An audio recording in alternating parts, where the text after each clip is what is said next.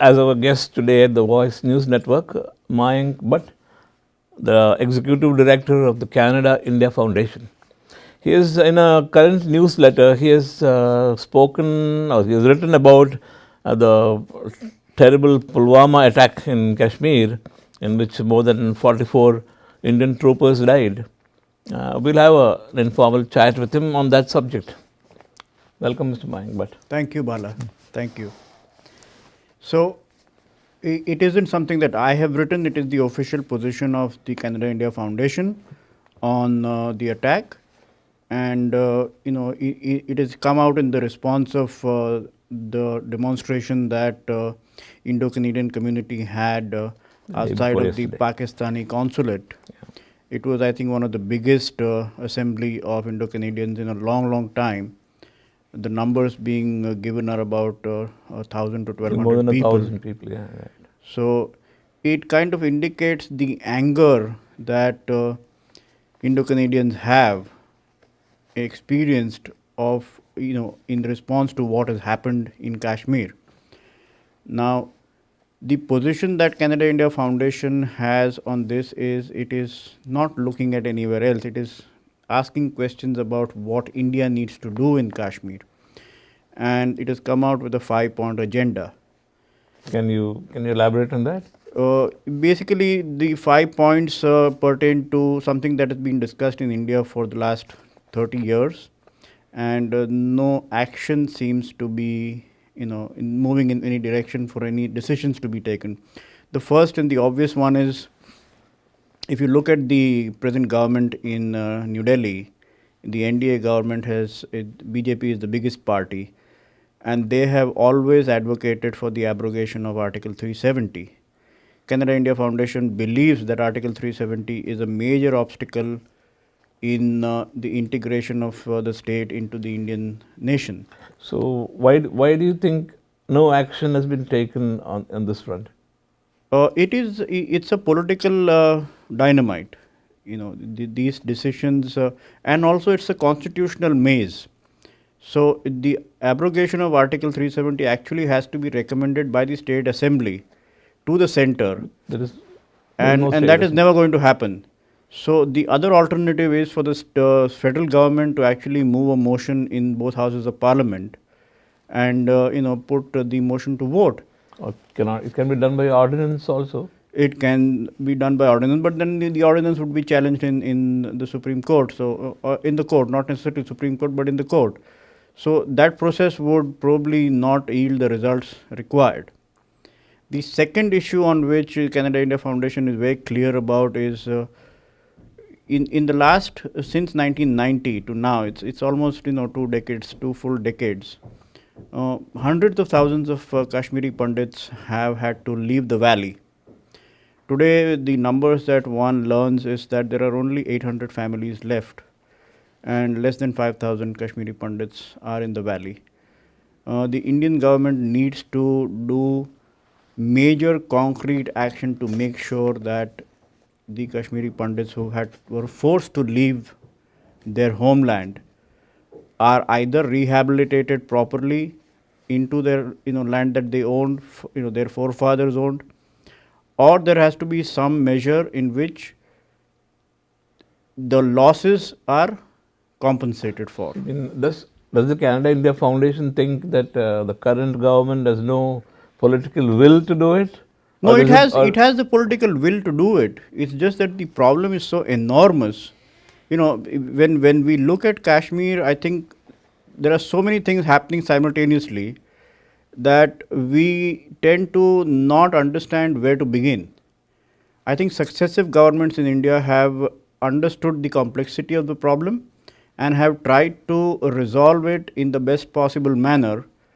But the time has now come after the attack, the recent attack, which has clearly, frustrated and angered everybody in India, that India needs to do something first before they can begin to resolve the problem. So now, Subramaniam Swamy, he's a Rajya Sabha MP, he has put out a tweet yesterday saying this is the ideal time, an opportune time when the world is now agreeable to even a sort of a self-defense move by India to take away Muzaffarpur, sort of make a limited attack on Pakistan, destroy this Masood Azhar's camp, and abrogate the Article 370 at the same time.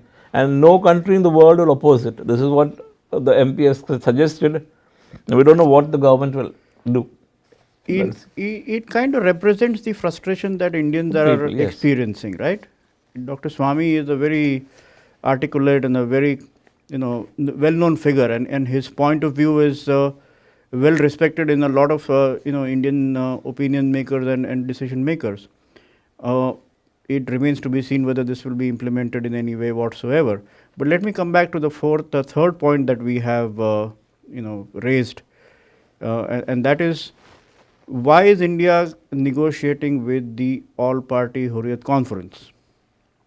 It is it's an organization that does not believe, and it openly states so, in the Constitution of India. I think they have stopped the talks with them and now removed all the security cover. But that's a reaction, right? So why was it done not earlier? Yes, I mean the Hurriyat Conference was formed in 1993. So all these years we have created or we have encouraged or not done anything about an apparatus that is clearly inimical to the Indian state. The fourth point is, in 1994, excuse me, both the houses of Indian Parliament passed a resolution saying that the Pakistan occupied Kashmir is an integral part of Indian and Kashmir. they should return it, yeah. We just pass a resolution and we do nothing about it. CIF is not saying that we should be doing something in terms of military action, but at least there should be a resolve that if somebody wants to foment trouble in Kashmir, that should be prevented. They should be, a price should be paid for that. Yes. Now see, there's platitudes after every attack. Yes. After every attack, there's a lot of noise, and then after a few days, it's all forgotten again. Movies go on, cricket goes on, and nothing happens. Yesterday in Bengaluru, the Defence Minister Nirmala Sitharaman, she says, "Oh, such a thing will not be repeated again." But this is the same words that are used after every attack. Same words, that such a thing will not happen again, and it keeps on happening year after year. We are losing tens of hundreds of soldiers have been killed there in Kashmir without fighting. You've been an observer of political situation for many years. You've been a journalist since the late 70s. What is your take on this, Bala? I don't know. I think it's time to call Pakistan's bluff. Because they always say, yesterday itself Imran Khan said, if you attack us, we will retaliate. Okay, retaliate how? They say we'll use nuclear weapons. So are we scared of their nuclear weapons? That is the question now. Should we call Pakistan's bluff and say, okay, use your nuclear weapons? How will they use it? It will be war. It is, yes. Continuous war. There will be millions of people dead after that. But should we call the bluff, or should we continue being cut in 1,000 ways? That every day we are losing soldiers. How long will this go on? One of the other things that we need to consider is how are we going to find a political solution within Kashmir. The effort of the Indian government should constantly be to involve and engage the local population and bring them out of that mindset that has been created. We were successful about doing that in Punjab. Why cannot we succeed in Kashmir? But what about infiltrators? Exactly. So, that is the problem that we need to solve first. And protecting our borders should be a priority. Yes. But having achieved that, and that also is going to take a long time, having achieved that, we need to start engaging the local population in political processes. So only a few, if only a few villages are, disgruntled, that should not give us the impression to tarnish the entire region or the entire state. 3 or 4 districts in Kashmir that are affected. Yeah? Yes. The rest of the Kashmir is quiet. Yes.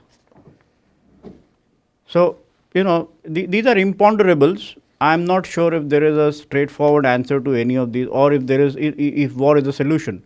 In my mind, it's not a solution, but I mean, internally, I think we can say split the state into three parts. First, Jammu can be made into a separate state, Ladakh can be made into a union territory, and leave Kashmir. That will be just a rump there where we can handle it with focus on it. Then, but that leaves Jammu and Ladakh away. Would you agree with the point that CIF is trying to make and make that into an agenda for the Indian state? Yes, of course, we should support it, and I don't think there will be anybody in India opposing such a move. So, if it is something that can definitely be achieved once the election process in India is over, Yes. in May, and sometime in June when the new government comes, I think Kashmir should become a priority for the new government.